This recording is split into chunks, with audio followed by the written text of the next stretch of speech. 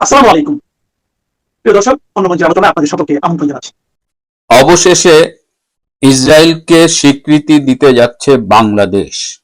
এটি নিয়ে ইতিমধ্যেই বিশ্ব গণমাধ্যমে সংবাদ প্রকাশ শুরু হয়েছে।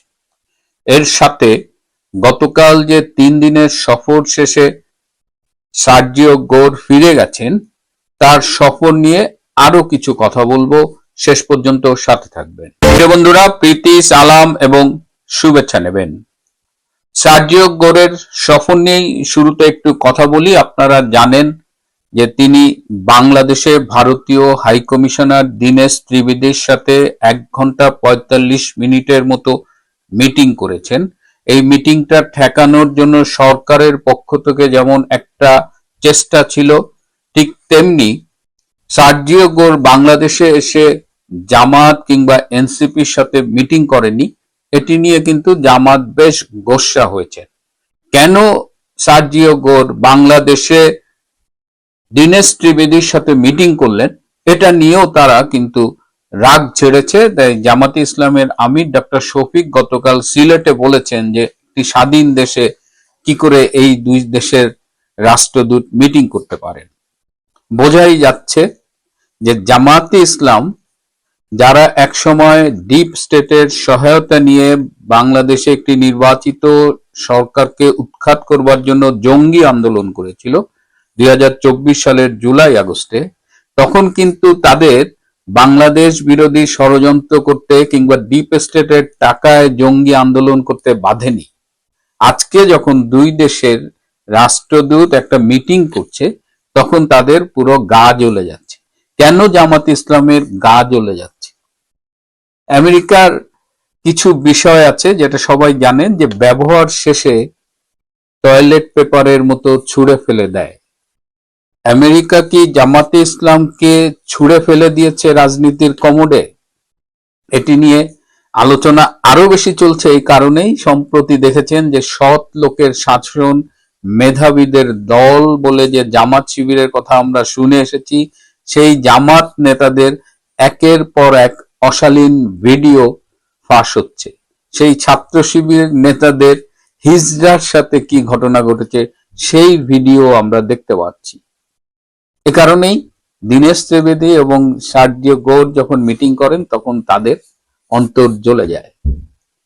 দীনেশ ত্রিবেদীর সাথে এই মিটিংটার গুরুত্ব বোঝাতে আরেকটা তথ্য আপনাদের আমি দিচ্ছি, যে এই মিটিং শেষে সার্জিও গোর যখন কক্সবাজারে গিয়েছেন রোহিঙ্গাদের সাথে দেখা করতে, দীনেশ ত্রিবেদী তখন দ্রুত লাঞ্চ শেষ করে অফিসকে বলেছেন যে দ্রুততম সময়ে দিল্লির একটা ফ্লাইট দেখো, এবং তিনি বিকেলের দিকেই দিল্লির উদ্দেশ্যে রওনা দেন। শুক্রবার তিনি দিল্লি পৌঁছেছেন। গতকাল শনিবার মোদির কিচেন ক্যাবিনেটের একটা মিটিং ছিল সকালে। সেই কিচেন ক্যাবিনেটে উপস্থিত থেকে তিনি এই দুজনের সাক্ষাতের জিস সেই মিটিং এ উপস্থাপন করেছেন। এবং আজকে সকালে দিল্লিতে তিনি আওয়ামী লীগের শীর্ষ নেতৃত্বের সাথে ব্রেকফাস্ট মিটিং করেছেন। সুতরাং এই আলোচনাটাকে একেবারে মামুলি কূটনৈতিক আলাপ বলা যাবে না, এবং এ কারণেই জামাতের এই অন্তর্দহন হচ্ছে। এবার বলতে চাই যে আওয়ামী লীগ বিষয়ে কি কথা বলে গেছেন সার্জিও গোর। গতকাল আমি একটু হিন্টস দিয়েছিলাম, সাবের হোসেন চৌধুরীর সাথে সার্জিও গোরের মিটিং হয়েছে। আমি একটি সূত্রের কথা উল্লেখ করেছিলাম যিনি সার্জিও গোরের সাথে মিটিং করেছেন। আওয়ামী লীগের ব্যাপারে দুজনকেই একই কথা বলেছেন, যেটি আমি গতকাল বলিনি। সেটি হলো যে সার্জিও গোর মনে করেন যে আওয়ামী লীগ এবং আমেরিকার মধ্যে একটা দূরত্ব সৃষ্টি হয়েছিল, এবং যার ফলে কিছুটা ভুল বোঝাবুঝিও সৃষ্টি হয়েছিল। এবং সার্জিও গোর বলেছেন যে Awami League has updated it's policy. তাদের এই আন্তর্জাতিক সম্পর্কের বিষয়ে অনেক নীতি তারা আপডেট করেছে, চেঞ্জ করেছে, এবং এখনো কিছু নীতি তাদের আপডেট করা বাকি আছে। এবং আমেরিকা ও আওয়ামী লীগের মধ্যে যে ভুল বোঝাবুঝি, সেগুলো আগের চাইতে অনেক কমে এসেছে। এই কথাটি কিন্তু তিনি দুজনকেই বলেছেন।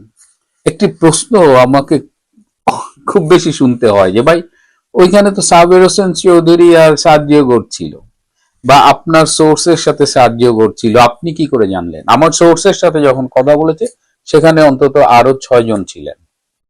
সাবের হোসেন ভাইয়ের সাথে যখন কথা বলেছেন সেটি অন্তত সাবের হোসেন চৌধুরী তো জানেন। এবার তাহলে বুঝে নেন যে সাবের হোসেন চৌধুরীর সাথে বলা কথাগুলো বা আলোচনাগুলো আমি কিভাবে জানলাম। পৃথিবীতে একান্ত বৈঠক খুব কমই আসলে গোপন থাকে, একান্ত থাকে। সেই বৈঠকের ফলাফলকে বিভিন্ন মাধ্যমে ছড়িয়ে দেওয়া হয়, কারণ এই বৈঠকগুলো তো আসলে প্রেম আলাপ না, এগুলো তো বৃহত্তর রাজনীতির একটা অংশ। সো এটা গোপন রেখে আসলে কি হবে?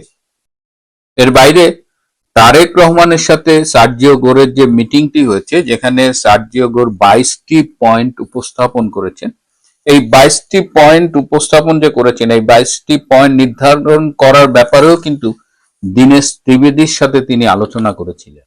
এই 22টি পয়েন্টের বেশ কিছু পয়েন্ট আমার হাতে এসেছে।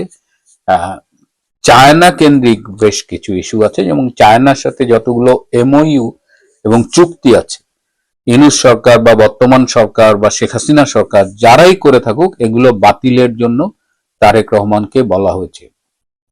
চায়না থেকে অস্ত্র ক্রয় করা যাবে না, এটিও তারেক রহমানকে বলা হয়েছে। শেখ হাসিনার সরকারের আমলে চায়না থেকে কিন্তু অনেক অস্ত্র ক্রয় করা হতো।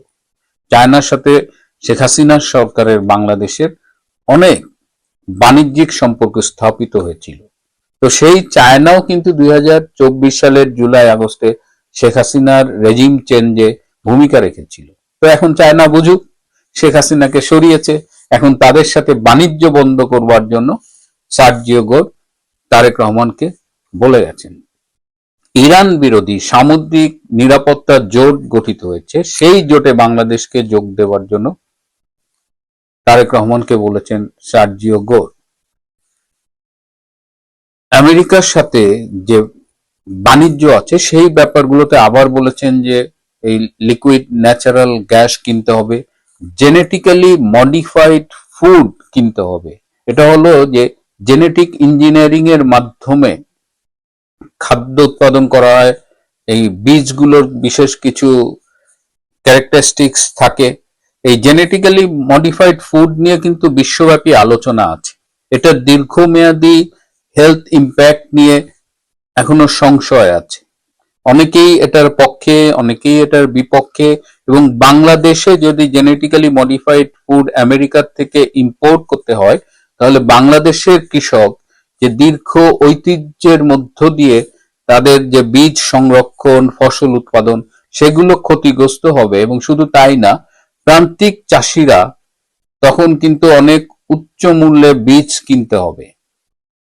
তো প্রান্তিক চাষিরা একদিকে যেমন ক্ষতিগ্রস্ত হবে, তেমন বাংলাদেশের কৃষি উৎপাদন, কৃষি পণ্য উৎপাদনটাও কিন্তু চ্যালেঞ্জের মুখে পড়বে। শেখ হাসিনার সরকার, আমি তার কৃষিমন্ত্রী মতিয়া চৌধুরীর কথা স্মরণ করি, সেই আমলে কিন্তু কৃষিতে একটা বিপ্লব হয়েছিল এবং কৃষি উৎপাদন অনেক বেড়েছিল, বাংলাদেশ খাদ্যে স্বয়ংসম্পূর্ণ হয়েছিল। সব অর্জনগুলো কিন্তু চ্যালেঞ্জের মুখে পড়বে। তো তারেক রহমানকে সেটি বলা হয়েছে।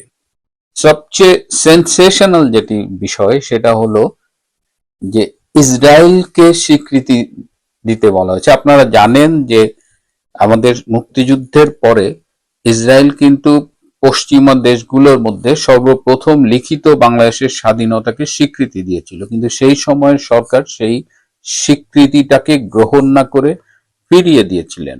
তারপর থেকে ইসরায়েলের সাথে বাংলাদেশের কূটনৈতিক সম্পর্ক নেই।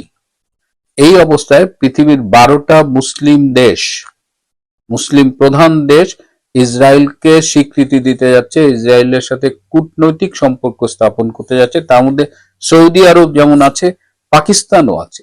সেই 12টি দেশের মধ্যে একটি হলো বাংলাদেশ, এবং বাংলাদেশ হয়তো প্রথম দিকেই ইসরায়েলকে স্বীকৃতি দিবে, সে ধরনের চাপই তারেক রহমানের উপরে এসে পড়েছে। এখন এই বাংলাদেশ, এই কদিন আগেও ইউনূসের আমলে আমরা দেখেছিলাম মার্চ ফর গাজা। বাংলাদেশের একজন সেই সমুদ্র পথে গিয়েছিলেন, গাজায় গিয়েছিলেন। তো আপনাদের মনে আছে যে এই হুজুররা যেখানে ফিলিস্তিনের পক্ষে এবং ইসরায়েলকে সকাল বিকাল উঠতে বসতে গালাগালি করে, সেখানে তারেক রহমান সরকার ইসরায়েলকে স্বীকৃতির ব্যাপারে কি ভাবছেন, কিংবা এই যে তার উপরে যে চাপ সৃষ্টি করা হচ্ছে এবং ইসলামকে নিয়ে তারা যে ব্যবসাটা করেছেন, বিএনপি বলেন, জামাত বলেন বা অন্যান্য ইসলাম ব্যবসায়ী যেসব দল রয়েছে, তারা এখন কিভাবে বিষয়টি দেখবেন সেটির জন্য আমাদের একটু অপেক্ষা করতে হবে। ইসরায়েলকে স্বীকৃতি দিতে হবে, এই প্রেশারটা কিন্তু হিউজ। তো দেখা যাক তারেক রহমান সরকার কিভাবে এই চাপ সামলায়, তারা কি ইসরায়েলকে স্বীকৃতি দেবে কি দেবে না। সবশেষে আপনারা জানেন যে গতকাল বিএনপির একটি স্থায়ী কমিটির মিটিং ছিল এবং সেখানে মূল আলোচনাটা ছিল যে পরবর্তীতে রাষ্ট্রপতি কে হবে। তো এই ব্যাপারে ডিসিশন দেওয়া হচ্ছে যে তারেক রহমান উইল ডিসাইড যে রাষ্ট্রপতি কে হবে। আমাদের কাছে কয়েকদিন আগে যে সূত্রটা এসেছিল তারা বলেছিল যে মির্জা ফখরুল আলমগীরকে প্রস্তুত থাকতে বলা হয়েছে, হয়তো পরবর্তী রাষ্ট্রপতি তিনি হবেন। কিন্তু মির্জা ফখরুল আলমগীরের 2024 সালের জুলাই আগস্টের কিছু বিতর্কিত কর্মকাণ্ড, বিশেষ করে 64টা জেলায় আওয়ামী লীগের অফিস পোড়ানোর নির্দেশদাতা হিসেবে এবং 32 ভাঙার অন্যতম কুশীলব হিসেবে তার ভূমিকা বিতর্কিত হয়েছে এবং একটি প্রভাবশালী দেশ মির্জা ফখরুল আলমগীরের রাষ্ট্রপতি হবার ব্যাপারে তাদের আপত্তি জানিয়ে দিয়েছে। দেখা যাক এই সিদ্ধান্ত তারেক রহমানের। কিন্তু স্থায়ী কমিটির মিটিং এ গতকাল পররাষ্ট্রমন্ত্রী ডক্টর খলিলুর রহমান, তারেক রহমানের পররাষ্ট্র বিষয়ক উপদেষ্টা মিস্টার হুমায়ুন কবির এবং স্থানীয় সরকার প্রতিমন্ত্রী শাহ আলম, বর্তমানে যার অধিকাংশ কর্মকাণ্ড ভীষণ বিতর্ক সৃষ্টি করছে, এই তিনজনের ব্যাপারে ব্যাপক ক্ষোভ প্রকাশ করা হয় এবং তারেক রহমানকে এই তিনজনের ব্যাপারে অবিলম্বে ব্যবস্থা নেবার জন্য অনুরোধ করা হয়। প্রিয় বন্ধুরা, আজ এ পর্যন্তই। ভালো থাকবেন, সুস্থ থাকবেন, তার চেয়েও আসসালামু আলাইকুম রাহমাতুল্লাহি ওয়া বারাকাতুহু। সবাইকে অনেক সম্মানিত ধন্যবাদ। দর্শক, একেবারে ঝড়ের গতিতে হঠাৎ করে শেখ হাসিনার দেশে ফেরার যে সিদ্ধান্ত, কিন্তু বাংলাদেশে যেভাবে তোলপাড় সৃষ্টি করেছে, একইভাবে ভারতের রাজনীতিতেও মারাত্মক তোলপাড় তৈরি করেছে। আমরা বাংলাদেশে বসে নানা রকম যাকে বলা হয় সমীকরণ করার চেষ্টা করছি। বেশিরভাগ মানুষ বলার চেষ্টা করছি না না তিনি আসবেন না, জাস্ট একটা ফাপড় তোলার জন্য, ভয় দেখানোর জন্য, নাটক করার জন্য, নেতাকর্মীদেরকে চাঙ্গা করার জন্য। কিছু করার নেই, বেকার বসে আছেন, তাই একটু ভয় ঠয় দেখিয়ে তৃপ্তি পাচ্ছেন বেচারা। এরকম কথাবার্তা বলে আমাদের একটা বিরাট শ্রেণীর মানুষ নাকে তেল দিয়ে ঘুমাচ্ছেন। আবার রাষ্ট্র ক্ষমতা যারা আছেন তাদের একটা বিরাট অংশ তারা বলার চেষ্টা করছেন যে আসুন, আসার আগে গ্রেপ্তার করা হবে, এয়ারপোর্ট থেকে গ্রেপ্তার করা হবে, সীমান্ত থেকে গ্রেপ্তার করা হবে, যেভাবে আসেন আপনাকে আত্মসমর্পণের সুযোগ দেওয়া হবে। আপনি হেলে দুলে লক্ষ লক্ষ লোক নিয়ে মিছিল করে করে তারপর আদালতে হাজির হবেন। বাইরে লক্ষ লক্ষ লোক স্লোগান দিতে থাকবে, বিচারক প্রাণের ভয়ে আপনাকে একদম জামিন দিয়ে দিবে। আমরা সেই সুযোগ দেব না। আসার সঙ্গে সঙ্গে আপনাকে যেখানে পাবো সেখানেই গ্রেপ্তার করা হবে, এরপর আইন অনুযায়ী আপনাকে জেলে নেওয়া হবে। জেল থেকে যদি নিরাপদ মনে করি তাহলে আদালতে উঠানো হবে, আর যদি নিরাপদ না হয় জেলের মধ্যেই সাব জেল তৈরি করে সেখানে আমরা আলাদা কোর্ট বসাবো। এর আগে তো সংসদে 111-এর সময় বেগম জিয়ার এবং শেখ হাসিনার বিচার হয়েছে, আলাদা কোর্ট। সেখানে বেগম জিয়ার বিচারের জন্য আলাদা কোর্ট ছিল, এরশাদের জন্য আলাদা কোর্ট তৈরি করা হয়েছিল, শেখ হাসিনার জন্য সংসদের ভিতরে আলাদা সাব জেল তৈরি করা হয়েছিল এবং কোর্টও তৈরি করা হয়েছিল।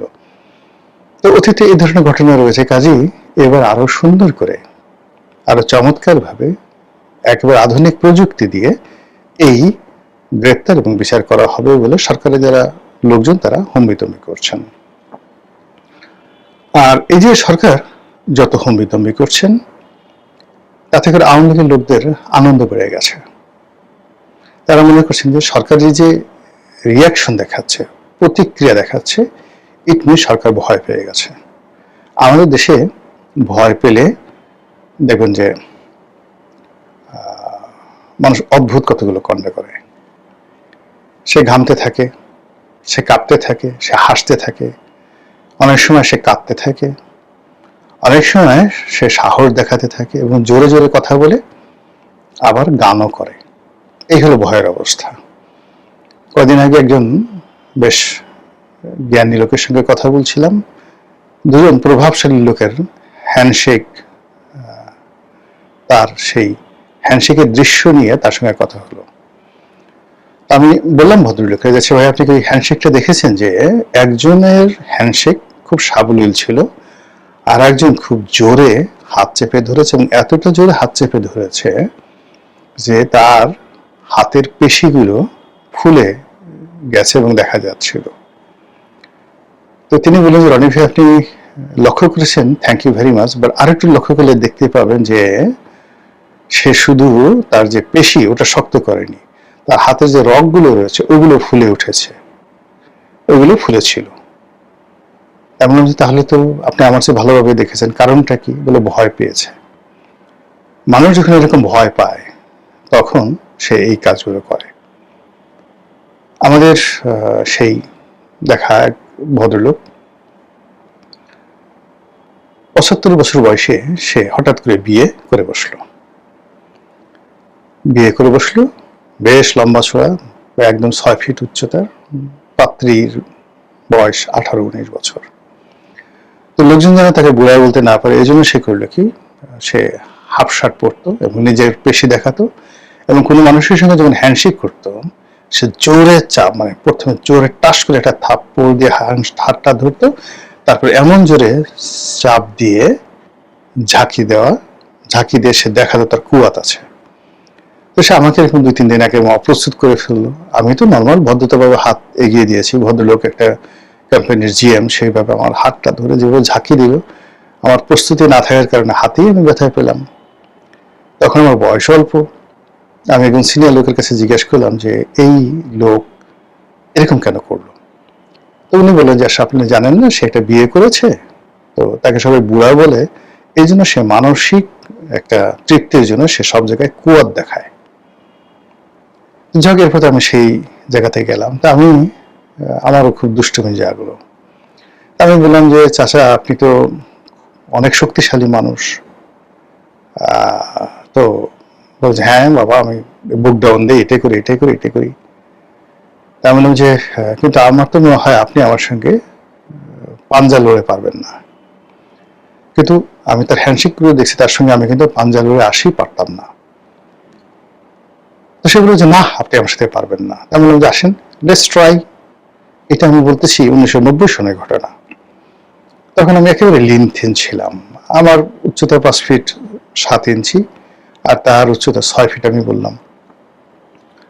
কিন্তু ভদ্রলোক ভয় পেয়ে গেলেন এবং তিনি আর আমার সঙ্গে সে হ্যান্ডশেক করতে পাঞ্জা লড়তে সাহস পেলেন না। আমি রোজ তাকে জ্বালাই আর সে আমাকে দেখলে পালিয়ে থাকে। এরকম আমাদের সমাজে দেখবেন ভয় পেলে তার কতগুলো সিমটম এবং অবস্থা ফুটে ওঠে। আওয়ামী লীগের লোকজন মনে করছে যে সরকার এই যে যা কিছু বলছে, যা কিছু করছে, মূলত তারা ভয় পাচ্ছে, এই জন্য তারা আপা আসবে ইত্যাদি বলে পুরো মার্কেট গরম করে রেখেছে। অন্যদিকে শেখ হাসিনা তো কম দুষ্ট নয়। দুষ্টের শিরোমণি লঙ্কা রাজা, চুপি চুপি খাও তুমি চানাচুর ভাজা, সিরিয়াস দুষ্ট। এত দুষ্ট আপনি চিন্তা করেন, আব্দুস সামাদ আজাদকে তিনি বিয়ে করাই দিলেন। তারপর সংসদে তিনি সংবর্ধনার আয়োজন করলেন। বেসিক্যালি সিলেটের রাজনীতি নিয়ে আব্দুস সামাদ আজাদ এবং সুরঞ্জিত সেনগুপ্ত দুজনের প্রতি তিনি খুব বিরক্ত ছিলেন। আব্দুস সামাদ আজাদকে অপমান করার জন্য সে যখন তার স্ত্রী মারা গেল, বলতে গেলে সেই ঘটকালি করে বিয়ে করাই দিলেন। বিয়ে করার পর সংসদে সংবর্ধনা দিলেন, সব মন্ত্রী এমপিরা আসছে। আব্দুস সামাদ আজাদ পররাষ্ট্রমন্ত্রী, তিনি তার নববিবাহিত স্ত্রীকে নিয়ে আসছেন, এমন সময় জোরে হিন্দি গান তিনি বাজিয়ে দিলেন, সাইয়া দিল মে না রে, আপকো চেনা জানা রে, সমসমা সমসম। আব্দুস সামাদ আজাদের ঘনিষ্ঠ বন্ধু ছিলেন আমার এক ভগ্নিপতি। ভদ্রলোক সে অনুষ্ঠানে এসে আমার সেই ভগ্নিপতির বাসায় গেলেন, গিয়ে তাকে বললেন যে দোস্ত, এমন অপমান আমি জীবনে হয়নি বলে চোখের পানি ছেড়ে দিলেন। এই যে সুরঞ্জিত সেনগুপ্তকে টাকার বস্তা সহ ধরা, এত মন্ত্রী বানিয়েছেন, আবার সেই তাকে টাকার বস্তা সহ ধরে তাকে কালো বিড়াল করে ছেড়ে দিয়েছে। This is Sheikh Hasina. তো সেই শেখ হাসিনা তিনিও পুরো উদ্যমে খেলে যাচ্ছেন, ভয় দেখাচ্ছেন, ডেইলি নিত্য নতুন কথা বলছেন, ভিডিও ফুটেজ, অডিও ফুটেজ দিয়ে, মানে এখন পুরো যাকে বলে অনলাইন জগৎটাই আওয়ামী লীগের লোকজন এবং আওয়ামী লীগের বট বাহিনীর দখলে। জামাতি বট এখন মানে নাই বললেই চলে। বিএনপি তো যেখানে ডাইরেক্ট তারা অ্যাকশন দেখাতে পারে, কাজে তাদের আর বট বাহিনী এখন দরকার নাই। তো এর ফলে কি হলো, শেখ হাসিনার এই যে আগমন এবং এই সমস্ত ঘটনা নিয়ে দিল্লির যে যাদেরকে বলা হয় দক্ষিণ ব্লক, মানে যারা those who are the politician, তারা কনফিউজড। এখানে এটা তাদের প্ল্যানের মধ্যে নেই। দ্বিতীয়ত দিল্লির যে সকল থিঙ্ক ট্যাঙ্ক রয়েছে, 3-4টা থিঙ্ক ট্যাঙ্ক রয়েছে, বিজেপি কেন্দ্রিক, কংগ্রেস কেন্দ্রিক, আর হলো সেখানে যারা এখনো বাম ঘরানার রাজনীতি নিয়ে স্বপ্ন দেখেন, বা তৃতীয় এই যে ককরোচ পার্টি হলো, বা আম আদমি পার্টি হয়েছিল, বা মমতা ব্যানার্জি হয়েছিল, আবার এখানে থালাপতি বিজয় হয়েছে তামিলনাড়ুতে। তো এগুলো মূলত যারা বিকল্প তৃতীয় শক্তি বা বিকল্প শক্তিকে রাজনীতির অঙ্গনে আনতে চায়, তাদের প্রমোশনে কিন্তু বিভিন্ন জায়গাতে এরকম ব্যতিক্রমী ধরনের রাজনৈতিক পরিবর্তন ঘটে যায়। এই পুরো 3টে গ্রুপ তারা কিন্তু গবেষণা করছে। গবেষণা করে তারা রিজন খুঁজে পাচ্ছে না যে হোয়াই, কেন শেখ হাসিনা এই সময়টাতে বাংলাদেশে যেতে চাচ্ছে না, আসতে চাচ্ছে না। এর কারণ হলো এখন দল হিসেবে কোনো রকম সাংগঠনিক কর্মকাণ্ড নেই। যত ইন্টারনেটে লাফালাফি করেন, 10 জন লোক একত্রে, ছাত্রলীগ, যুবলীগ, আওয়ামী লীগ, প্রকাশ্যে 1 ঘন্টা ঘোষণা দিয়ে দাঁড়ানোর মতো এমনকি টুঙ্গি পাড়াতে তাদের অ্যাবিলিটি নেই। তারা সারপ্রাইজ করতে পারে, 200-500 লোক নিয়ে ঝটিকা মিছিল করে আবার হারিয়ে যেতে পারে, মশাল মিছিল করে হারিয়ে যেতে পারে, গাড়ি ভাঙতে পারবে। কিন্তু আমাদের এই জনগণের মধ্যে, এই ঢাকা শহরের কোনো এলাকাতে, বাংলাদেশের কোনো একটা উপজেলাতে না, ইউনিয়নে জাস্ট ঘোষণা দিয়ে আমরা 10 জন ছাত্রলীগের লোক, যুবলীগের লোক এখানে 3 ঘন্টা দাঁড়িয়ে থাকবো, দেখি আপনারা কি করতে পারেন। এইরকম ঘটনা এখন বাংলাদেশে সিঙ্গেল এখনো তৈরি হয়নি। তো সেই ক্ষেত্রে যদি শেখ হাসিনা বাংলাদেশে আসেন, লক্ষ লক্ষ কোটি কোটি লোক এয়ারপোর্টে যাবে, এটা স্বপ্নে সম্ভব, বাস্তবে সেই পরিস্থিতি এখনো তৈরি হয়নি। এই সেই শেখ হাসিনা যাকে 11-এর সময় তার বাড়ি থেকে গ্রেপ্তার করে নেওয়া যাওয়া হয়েছে, কোনো লোক ছিল না সেখানে। 11-এর সময় তার পক্ষে একটা বিবৃতি দেওয়ার জন্য, তার সাথে কথা বলার জন্য কোনো লোক ছিল না। তিনি নিজে লতিফ সিদ্দিকীকে ডেকে এনে কথা বলেছেন। লতিফ সিদ্দিকী বের হয়ে তারপরে সুধা সদনের সামনে তিনি সাংবাদিকদের প্রশ্নের উত্তর দিয়েছেন। এটা আমরা নিজের চোখে দেখেছি। তার বাবার লাশ বঙ্গবন্ধু ভবনে পড়েছিল 32 নম্বরে। সেই লাশের সৎকার না করে আওয়ামী লীগের সব লোক বঙ্গভবনে চলে গিয়েছিল। তারপর মন্ত্রী হওয়ার জন্য সেই যে খন্দকার মোশতাকের হাতে পায়ে ধরা, তার ক্যাবিনেটে স্থান পাওয়ার জন্য লবিং করা, তার পা ধরে সালাম করা, এগুলো নিয়ে বহু কল্পকাহিনী আছে এবং এটা শেখ হাসিনা খুব ভালো করে জানেন। তো এগুলো জানার পরেও কেন তিনি আসতে চাচ্ছেন, তার তো অভিজ্ঞতা আছে। তিনি যেদিন বেগম জিয়ার মতো বাংলাদেশের জনপ্রিয়তম নেত্রী, আওয়ামী লীগের কন্টেম্পোরারি, শেখ হাসিনার কন্টেম্পোরারি, তাকে তার বাসার সামনে বালুর ট্রাক দিয়ে দিলেন। তার অফিসে সেই হারুন, তারপর মেহেদি, এই সমস্ত পুলিশ অফিসারদেরকে পাঠিয়ে তছনছ করতেন, বোমা পেতে দিয়ে আসতেন, চাল ডাল পানির বোতলগুলো সেখান থেকে নিয়ে আসতেন।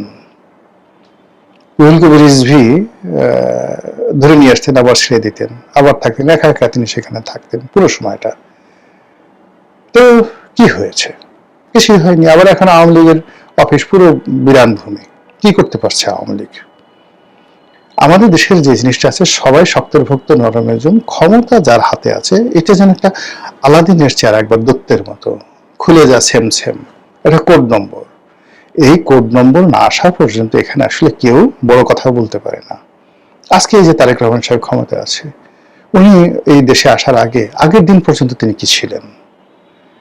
এই যে এখন সালাউদ্দিন সাহেব বড় বড় কথা বলছেন, বা এই যে মীর শাহ আলম ক্ষমতা দেখাচ্ছেন, ইউনূস জমানাতে তারা কোথায় ছিলেন? এই সালাউদ্দিন সাহেবকে তো হাসনাত, সার্জিস, নাহিদ তাদেরকে তাবেদারি করে, তারপর ইউনূস সাহেবের প্রেস সেক্রেটারিকে তাবেদারি করে তাদেরকে ম্যানেজ করে চলতে হয়েছে। This is power. তো এই জিনিসটা কি শেখ হাসিনা জানেন না? জানার পরে, বাংলাদেশের রাজনীতি বোঝার পরে তিনি কেন এরকম করছেন, এটা নিয়ে ভারতের যারা থিঙ্ক ট্যাঙ্ক তারা রীতিমতো পাগল হয়ে গেছে, গবেষণা করছে। কেন? শেখ হাসিনার পক্ষে যেমন লোক আছে, বিপক্ষেও লোক আছে, সেখানে মোদির পক্ষে আছে, বিপক্ষে আছে, ওরা এখনো বাংলাদেশের মতো হয়ে যায়নি। তো সেই দিক থেকে ভারতের আনন্দবাজার পত্রিকা তাকে নিয়ে একটা অসাধারণ নিবন্ধ লিখেছেন যে এখানে শেখ হাসিনা যদি বাংলাদেশে আসেন, এখানে 3টি পরিণতি ঘটতে পারে। 3টি পরিণতি ঘটতে পারে। আনন্দবাজার কি লিখেছে আমি ইচ্ছে করে সেই জিনিসটা পড়িনি, তারা তাদের মতো হাতে লিখে। আনন্দবাজারে যারা লিখেছেন তারা তো আর বাংলাদেশে থাকেন না, ওখানে কলকাতায় থাকেন। কলকাতাতে থেকে তারা যদি 3টি পরিণতির কথা চিন্তা করতে পারেন, আমরা বাংলাদেশে বসে 33টি, 3 মানে 33টি বা 333টি পরিণতির কথা আমরা একেবারে লিখে দিতে পারবো গড় গড় গড় গড় করে। তো সেই দিক থেকে শেখ হাসিনা যদি আসেন, প্রথম পরিণতি কি হতে পারে? তিনি বিমানবন্দরে স্থলপথে আসার চেষ্টা করতে পারেন, ভারতের সীমান্ত পাড়ে এসে তিনি দাঁড়িয়ে থাকবেন, আমি আসতে চাই লোকজন সহকারে, মিডিয়া টিডিয়া সবাই থাকবে, তার হাতে ট্রাভেল বাস থাকবে না, বাংলাদেশে কোনো অনুমতি থাকবে না। তিনি বলবেন এই তো আমি যাওয়ার জন্য প্রস্তুত, আমি আত্মসমর্পণ করব। কিন্তু বাংলাদেশ সরকার আমাকে গ্রহণ করছে না। দেখুন, আমার তো কোনো দোষ নাই, আমি দেশপ্রেমিক, আত্মসমর্পণ করতে চাই। যেখানে আমার বিরুদ্ধে গ্রেপ্তার জারি করা আছে, যেখানে আমাকে ফাঁসিতে লটকাতে চায় ইত্যাদি বিভিন্ন ঘটনা ঘটাতে চাইছে, সেখানে আমি নিজে যেতে চাই, দেখেন আমাকে ট্রাভেল পাস দিচ্ছে না, পাসপোর্ট দিচ্ছে না। এই কথা বলে তিনি আবার তার আগের জায়গায় ফিরে গেলেন এবং বললেন যে এই দেশ, এই গণতন্ত্র, এটা একটা মানবতা হলো, এসে তো 111 ভালো ছিল, তখন আমি জোর করে বাংলাদেশে ঢুকতে পারতাম, তারেক রহমান এত খারাপ হয়ে গেছে বলে তিনি চলে গেলেন। তার মুখ রক্ষা হলো। এই সময়টাতে ডিসেম্বর পর্যন্ত আমরা এটা টেনশনে রইলাম। আমার কাছে মনে হচ্ছে এটা হলো একদম প্রথম পরিণতি। দ্বিতীয় যে পরিণতিটা, সে পরিণতিটা হলো ভারত আর বাংলাদেশের মধ্যে একটা সমঝোতা হতে পারে শেখ হাসিনার বিষয়ে। এর কারণ শেখ হাসিনা সেখানে আছেন, এটি বিজেপির জন্য বিব্রতকর। তাকে অ্যাভেল করা, তাকে রাখা, বাংলাদেশের সাথে সম্পর্ক না থাকা, বিভিন্ন জটিলতা তৈরি করা, এটা ইজ এ হিউজ প্রবলেম। এটা একটা শান্তিপূর্ণ সমাধান হতে পারে, ভীষণ রকম শান্তিপূর্ণ সমাধান হতে পারে। এবং যখন এই রাজনৈতিক দল এনসিপি, জামাত, বিএনপি সবার সঙ্গে একটি সমঝোতামূলক সম্পর্ক হতে পারে ভারতের, তার প্রেক্ষিতে শেখ হাসিনা আসতে পারেন, আইনের কাছে আত্মসমর্পণ করতে পারেন এবং একটা রিল্যাক্স ওয়েতে অনেক কিছু ঘটতে পারে। এটি হলো দ্বিতীয় পরিণতি। আর তৃতীয় পরিণতি হলো যে তিনি একেবারে সত্যিকার অর্থেই বীরের মতো জাস্ট এয়ারপোর্টে চলে আসতে পারেন। তার যারা লোকজন যেভাবে বলা বলি করছে সেভাবে তিনি এয়ারপোর্টে আসতে পারেন, সীমান্তে আসতে পারেন, সিলেটে আসতে পারেন, বেনাপোলে আসতে পারেন, এমনকি আসাম হয়ে বাংলাদেশে ঢুকতে পারেন, ত্রিপুরা হয়ে ঢুকতে পারেন, তারপর শিলিগুড়ি করিডোর হয়ে তিনি বাংলাদেশে ঢুকতে পারেন, ঢাকা এয়ারপোর্টে ঢুকতে পারেন, ভারতের সামরিক প্লেনে আসতে পারেন, হেলিকপ্টারে আসতে পারেন, তারপরে চ্যাটার প্লেনে আসতে পারেন, অথবা ভারত থেকে তিনি ইংল্যান্ডে যেতে পারেন, ইংল্যান্ড থেকে আবার তিনি বাংলাদেশে আসতে পারেন তার বাবার মতো করে। আন্তর্জাতিক যে ভারসাম্যমূলক যে সকল ক্ষমতার চক্রগুলো রয়েছে সেগুলো তিনি ঠিকঠাক করে তারপরে শেষে আন্তর্জাতিক সমর্থন নিয়ে তিনি বাংলাদেশে এসে একটা ডিজাস্টার, মানে রীতিমতো ডিজাস্টার তিনি তৈরি করে ফেলতে পারেন। যেই ডিজাস্টারটা সম্রাট হুমায়ুন করেছিলেন, একেবারে পারস্য থেকে কান্দাহার হয়ে, আফগান হয়ে, পাঞ্জাব হয়ে পুরো দিল্লি আক্রমণ করেছিলেন, দিল্লিতে চলে এসেছিলেন। যে ডিজাস্টারটি রেজা শাহ পাহলভি করেছিলেন আমেরিকা থেকে এসে মোসাদ্দেকের সরকারকে আউট করে দিয়ে তিনি এসে ইরানের ক্ষমতা পুনর্দখল করেছেন এবং তিনি এই যাকে বলা হয় শেখ হাসিনার মতোই তিনি আউস্টেড হয়েছিলেন জন অভ্যুত্থানে। আর এভাবে সেখানে একটা নির্বাচন হয়েছিল, গণতান্ত্রিক নির্বাচন। তারা যেভাবে নির্বাচিত হয়েছেন, ইরানও এভাবে মোসাদ্দেক নির্বাচিত হয়েছিল। সেই নির্বাচিত সরকারের বিরুদ্ধে আমেরিকা একটা মিলিটারি কু ঘটিয়ে দিয়ে আবার মানে রেজা শাহ পাহলভীকে সেখানে ফেরত পাঠিয়েছিল ইন 1953। এটা যে বাংলাদেশে ঘটবে না, আমেরিকা তো মরে যায় নাই, ভারতও তো মরে যায় না, এই পলিসিগুলো তো আছে ইতিহাসে। তো এখানে বহু ঘটনা ঘটতে পারে, যেটা তৃতীয় অপশন। এবং তৃতীয় অপশনটা হলো যাকে বলা হয়, আগে যে দুটো অপশন বললাম, প্রথম অপশনটির আমার দৃষ্টিতে প্রথম অপশনটি হলো ধরুন 100-এর মধ্যে 60%। দ্বিতীয় অপশন যেটি সমঝোতার মাধ্যমে বাংলাদেশে আসবে, এটি হলো 39। তাহলে কত হলো? 60 আর 39, 99%। আর বাকি 1% হলো ওই যেভাবে মানে স্বপ্ন দেখা হচ্ছে, যেভাবে সবকিছু উলট পালট, এটা 1%। এই ডিসেম্বরের মধ্যে যদি কোনো কিছু ঘটনা ঘটে, আমার দৃষ্টিতে, আনন্দবাজার কি লিখেছে আমি আগেই বললাম, আমি পড়িনি, আমার দৃষ্টিতে এর বাইরে আমি নতুন কিছু দেখছি না। মহান আল্লাহ আমাদের সবাইকে হেদায়েত দান করুন এবং হেফাজত করুন। আসসালামু আলাইকুম ওয়া রাহমাতুল্লাহি ওয়া বারাকাতুহু।